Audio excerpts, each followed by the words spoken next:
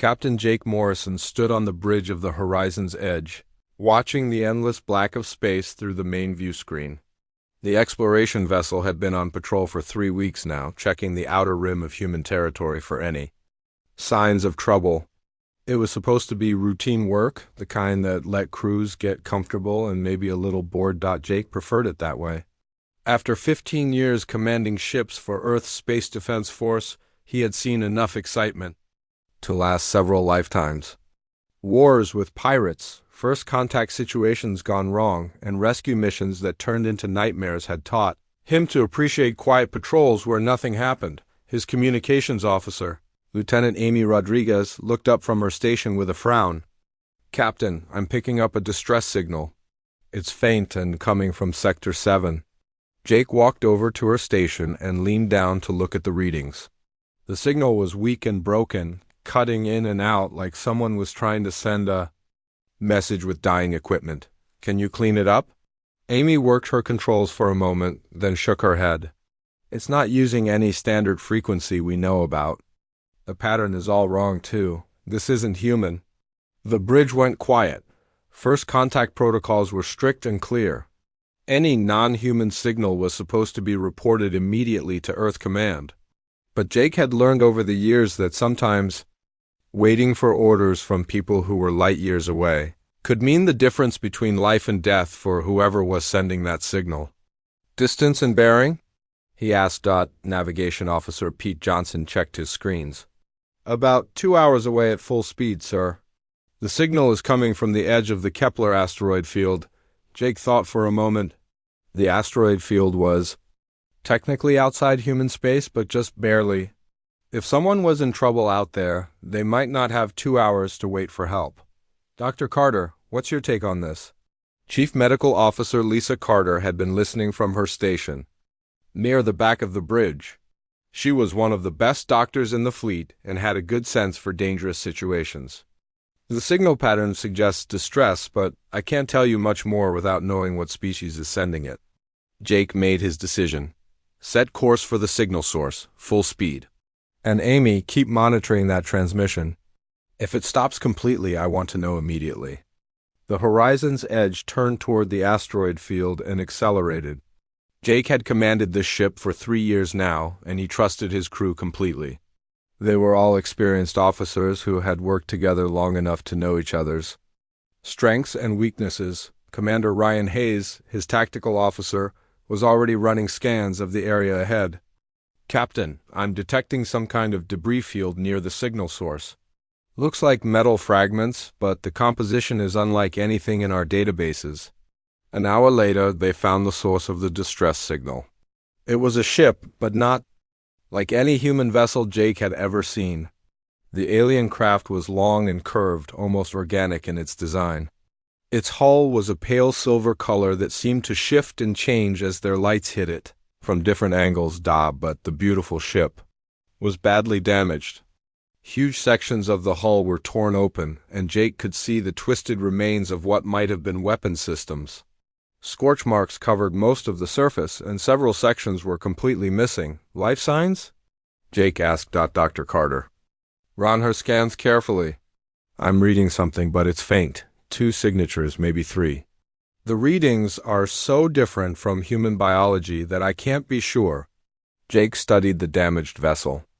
Someone had fought hard against whatever did this to them, but they had lost badly. The ship was drifting powerless, its engines cold and dark. "Any sign of whatever attacked them?" Ryan shook his head. "Nothing on sensors, sir. But given the damage pattern, I'd say this happened recently. Within the last day or 2, Jake made another decision. "Prep a boarding party. Ryan, you're with me. Dr. Carter, bring your medical kit and be ready for anything.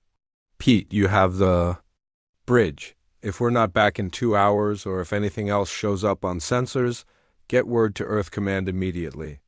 The boarding party suited up in the ship's airlocks and crossed to the alien vessel using thruster packs. The hull was even more impressive up close, with patterns and designs that seemed to flow like water. But the damage was worse than it had looked from a distance. Whatever weapons had hit this ship were far beyond anything humans had developed. The found an airlock that was still partially functional, and managed to cycle through into the ship's interior. The atmosphere was breathable, though it had a strange, sweet smell that made Jake think of flowers. Emergency lighting cast everything in a soft blue glow that was actually quite pleasant. "This way," Dr. Carter said, following her life sign readings down a corridor that curved gently to the left. The walls were covered in symbols that might have been writing or might have been art. Jake couldn't tell the difference.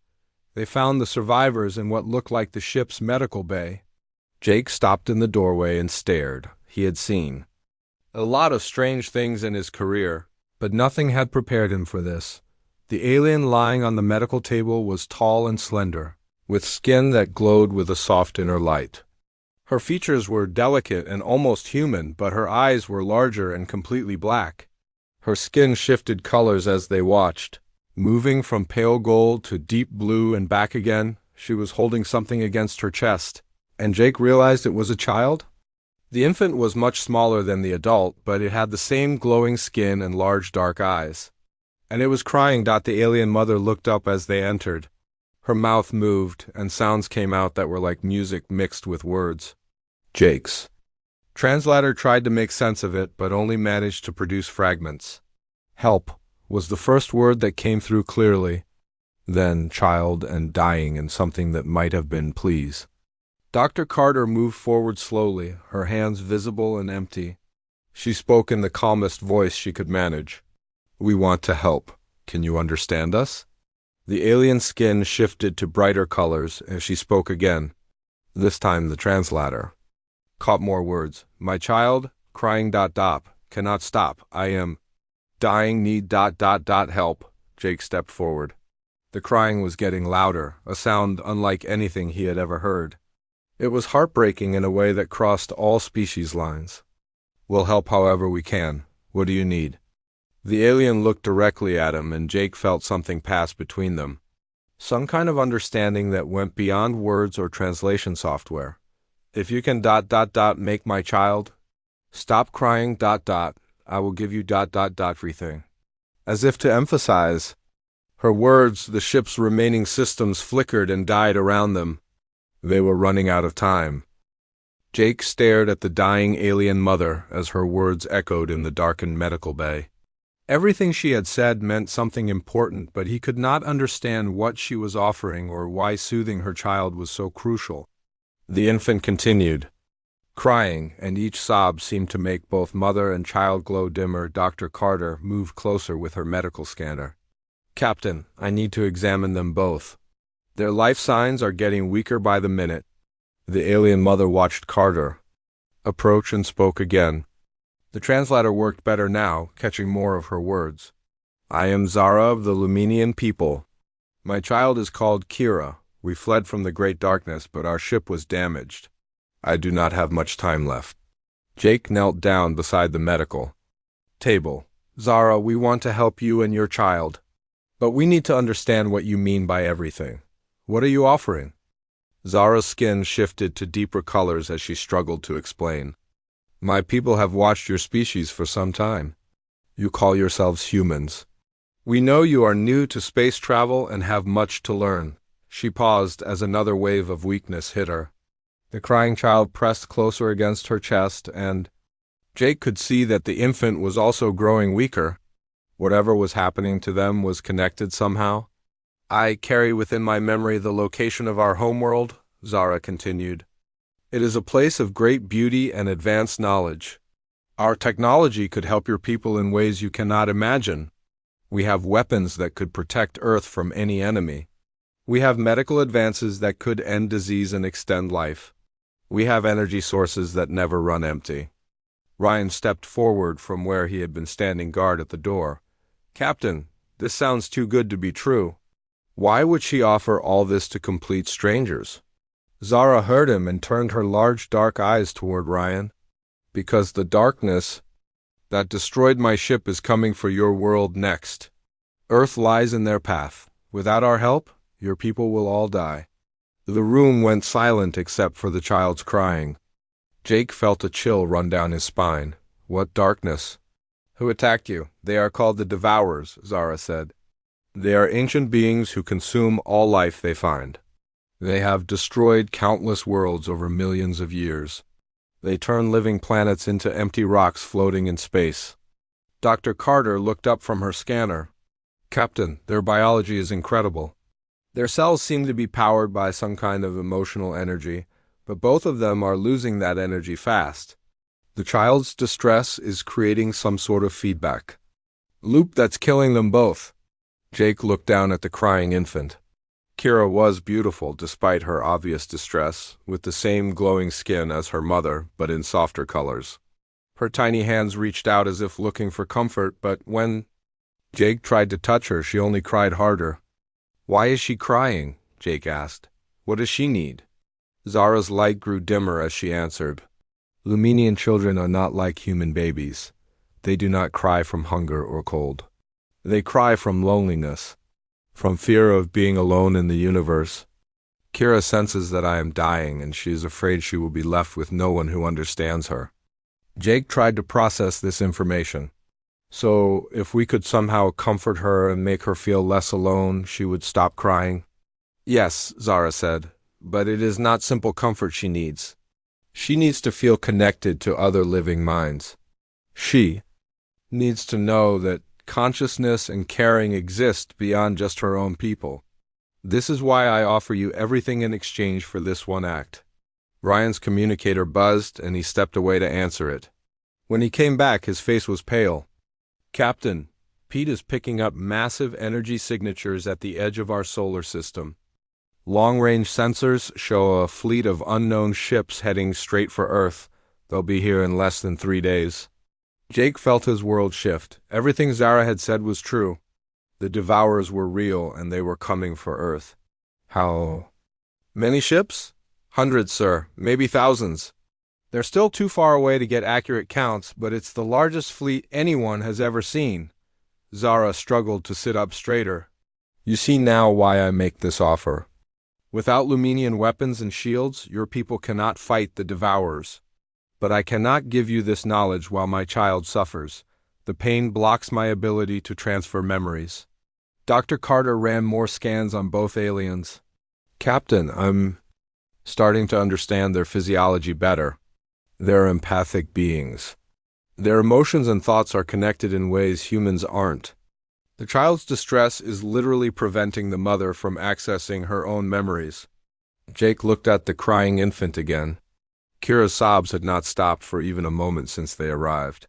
Every human instinct told him to pick her up and try to comfort her, but his earlier attempt had only made things worse. "What exactly do you need me to do?" he asked Zara. "You must find a way to soothe Kira's fear of being alone.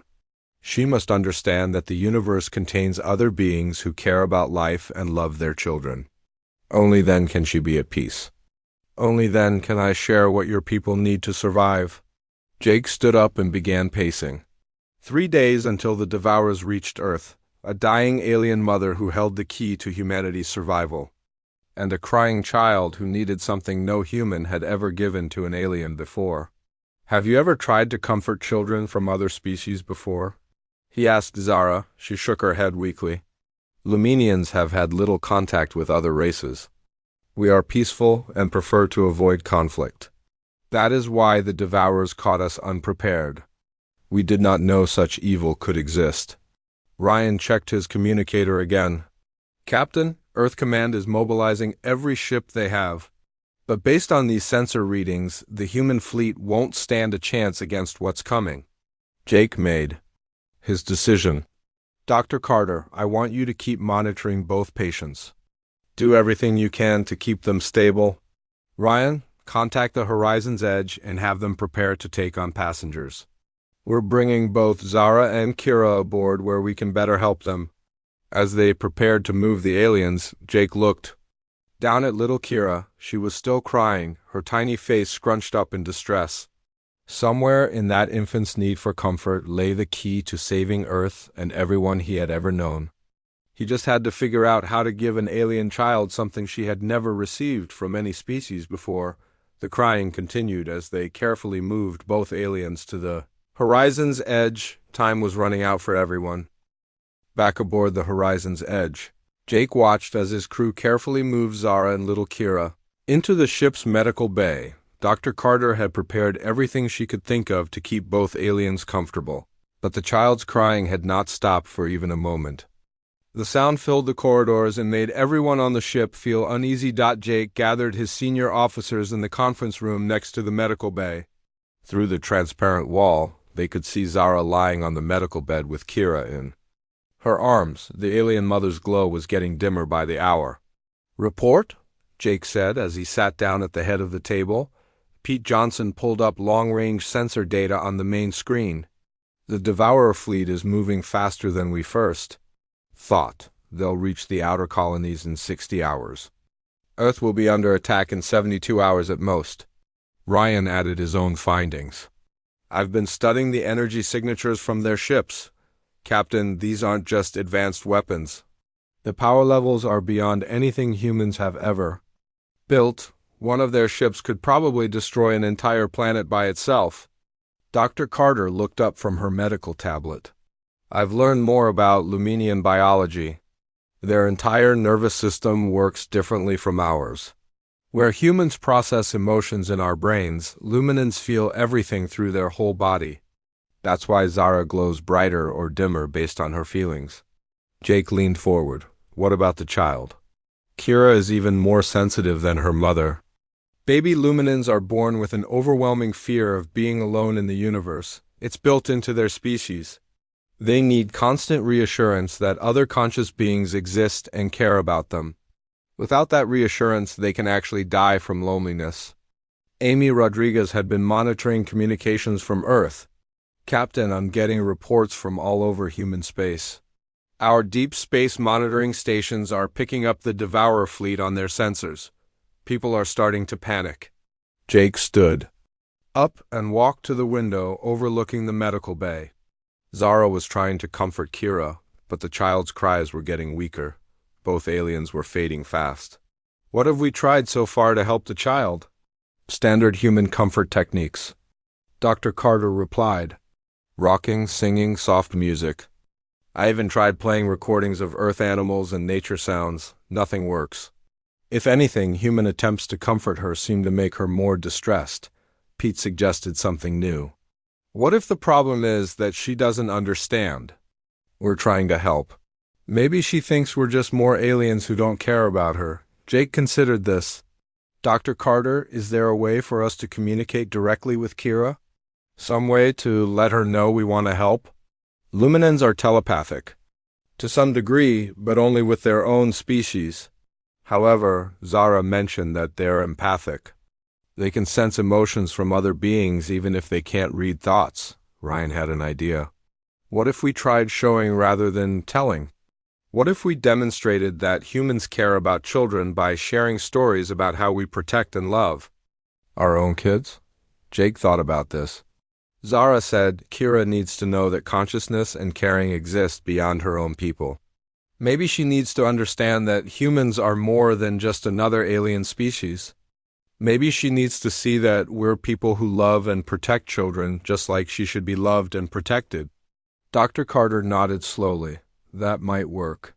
If Kira could sense genuine emotion from us about caring for children, she might start to feel less alone. Jake made his decision. "Gather the entire crew in the medical bay. I want everyone to share a story about children, about protecting them, caring for them, or being cared for when they were young.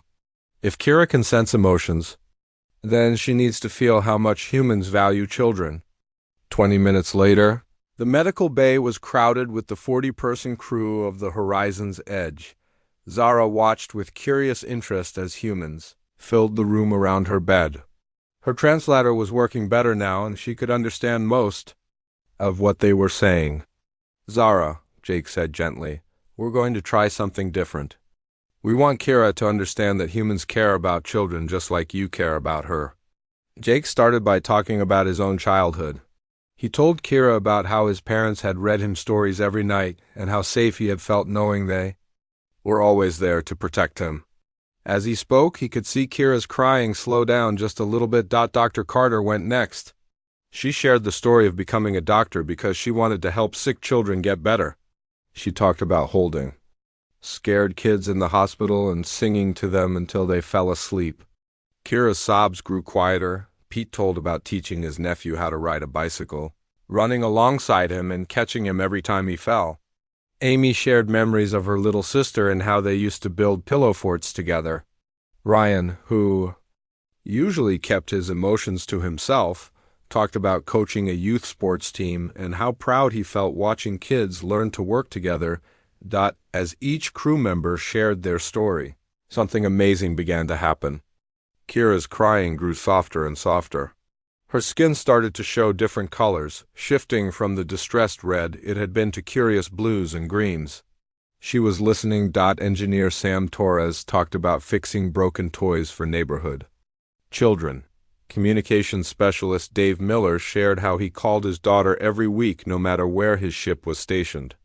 Even the youngest crew members talked about being cared for by older siblings or grandparents. The stories went on for over an hour. Tales of birthday parties and bedtime stories, of scraped knees being kissed better and monsters being chased away from closets. Stories of adoption and mentoring, of communities coming together to protect their young, and slowly, gradually, Kira stopped crying. The silence that followed was almost shocking after hours of constant sobbing. Kira lay quietly in her mother's arms, her large dark eyes looking around the room at all the humans who had shared their most precious memories with her. Zara's glow brightened for the first time since they had found her. She understands now, she whispered. She knows she is not alone.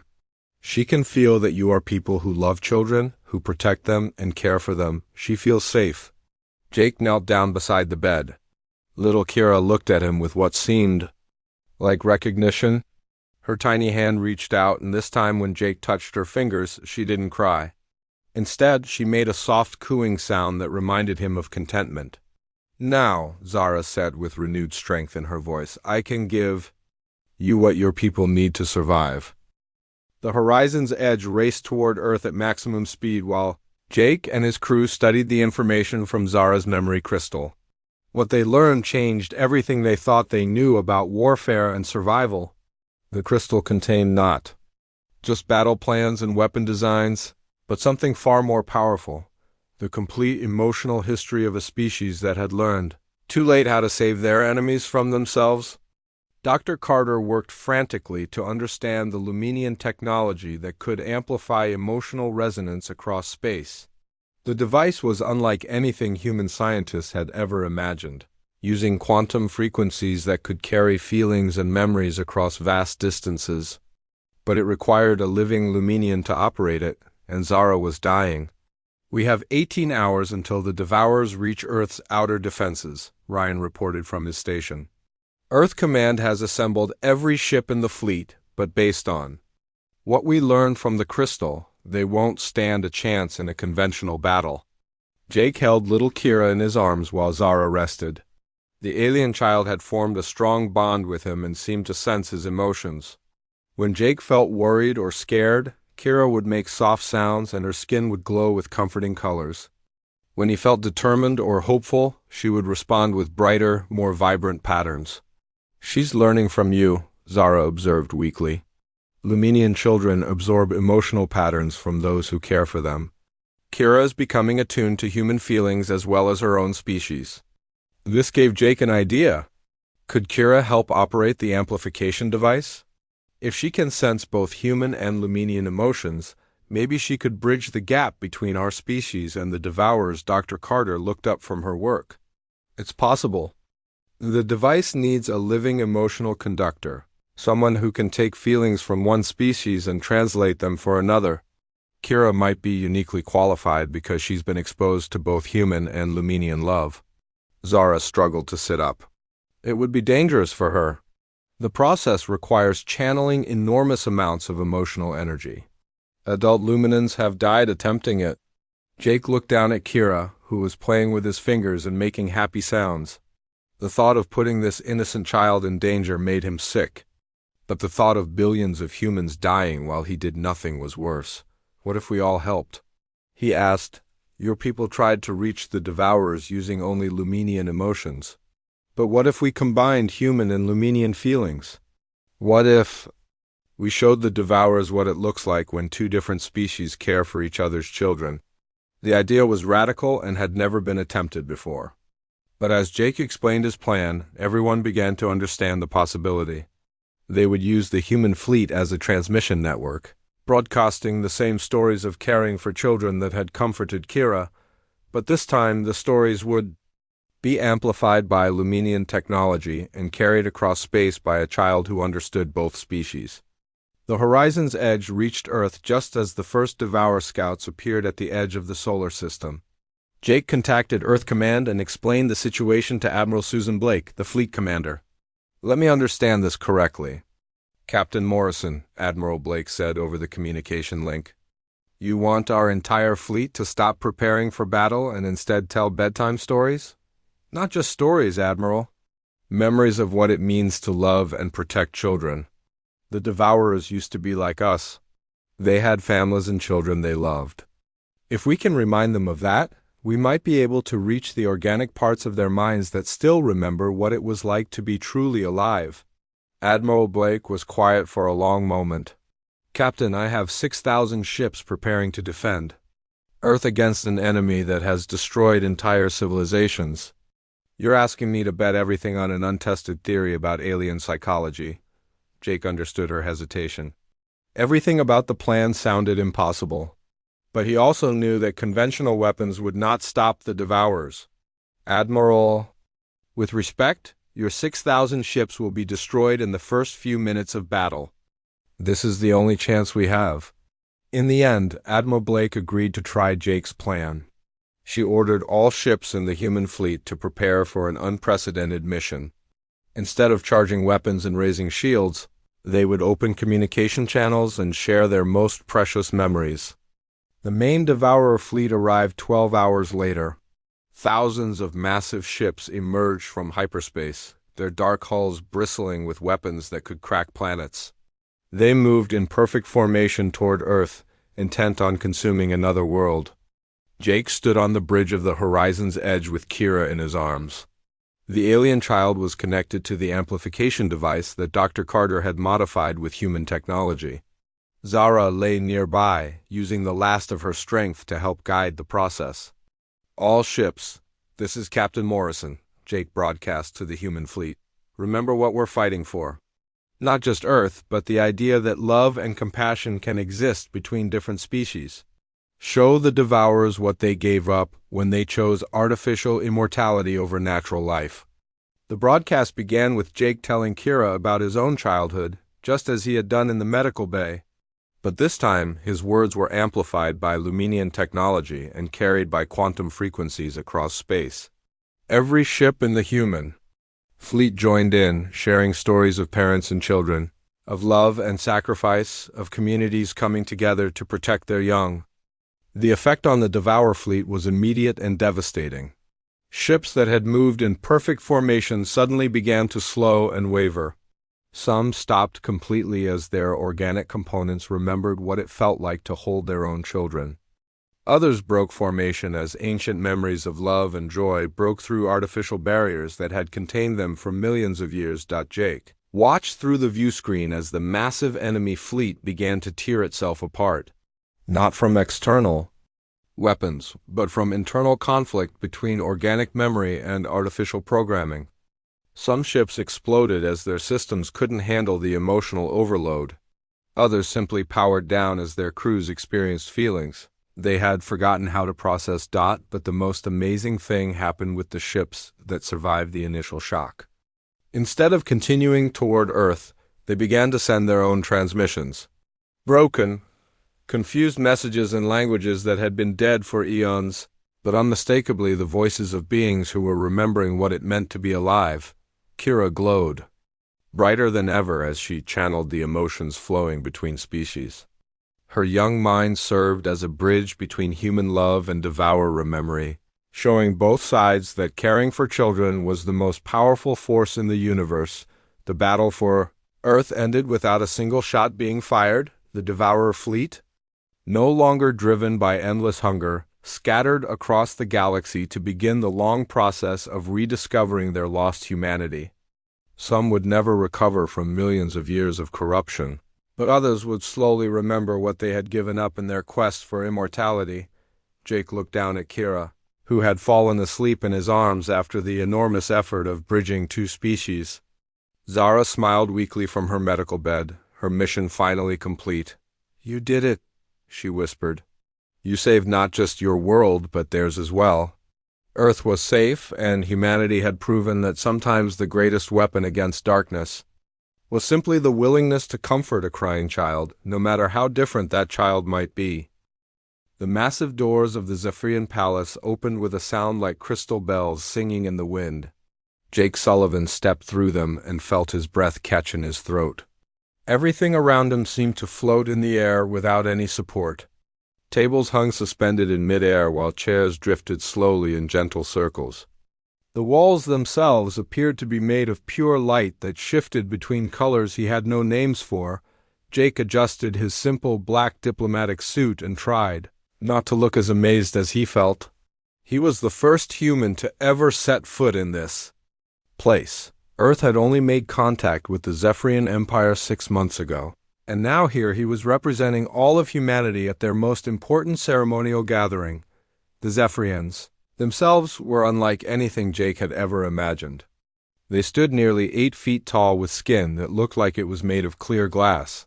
Light seemed to flow through their bodies, creating patterns that moved like water. Their faces were beautiful in an alien way, with large eyes that held depths Jake could not understand. They moved without making any sound, and when they spoke, it was often without opening their mouths at all. Princess Lyra stood at the center of the great hall on a platform that slowly rotated in the air. She was the most beautiful of all the Zephyrians, with skin that sparkled like diamonds and hair that seemed to be made of liquid silver. Her dress appeared to be woven from starlight itself.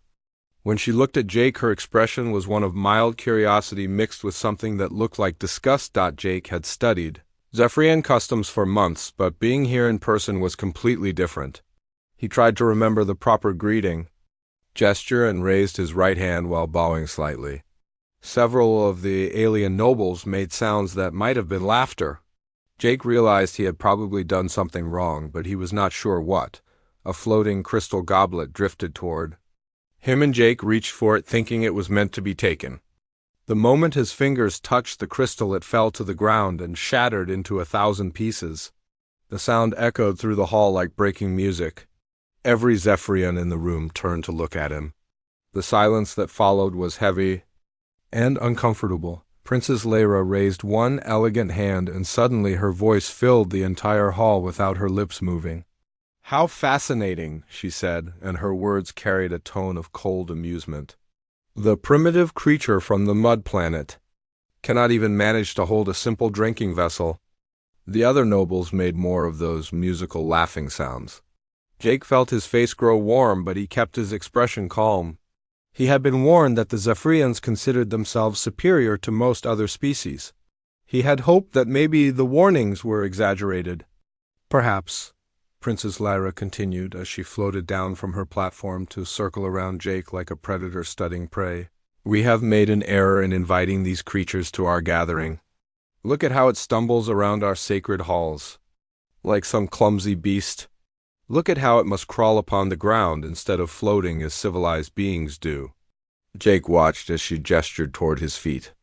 Every Zephyrian in the room was indeed floating a few inches above the ground, while Jake stood normally on his own 2 feet.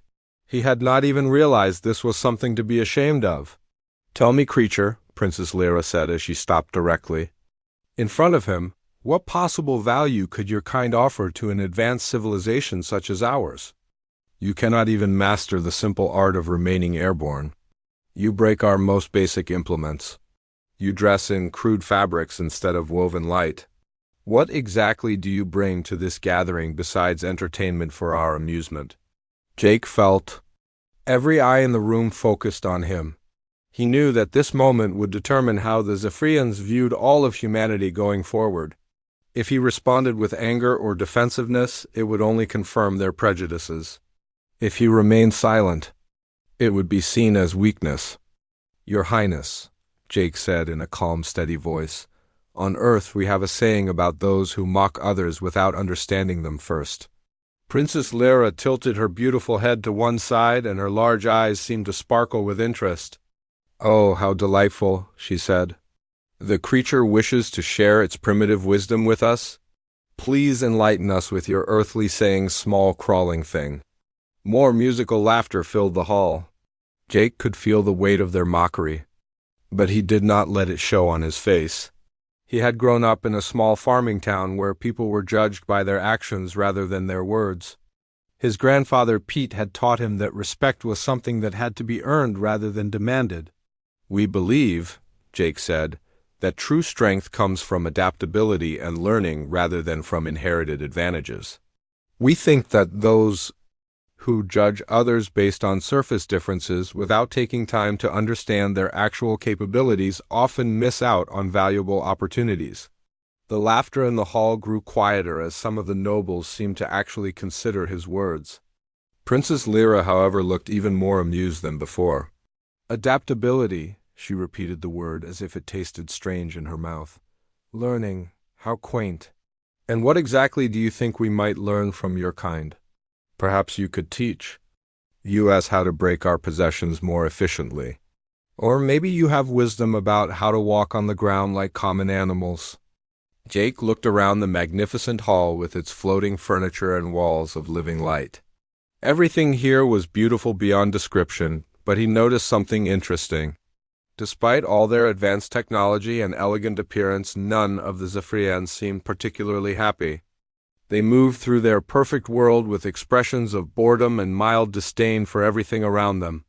Perhaps, Jake said quietly, you might learn something about finding joy in simple things, or about building connections with others, based on mutual respect rather than fear, or about solving problems with creativity when you do not have advanced technology to rely on. Princess Lyra stared at him for a long moment, and Jake could not read the expression on her alien face. Finally, she began to laugh again, but this time the sound was sharper and colder than before. The creature thinks it can teach us, she announced to the gathered court. It believes its primitive ways have value that we have somehow missed in all our centuries of advancement. How absolutely precious.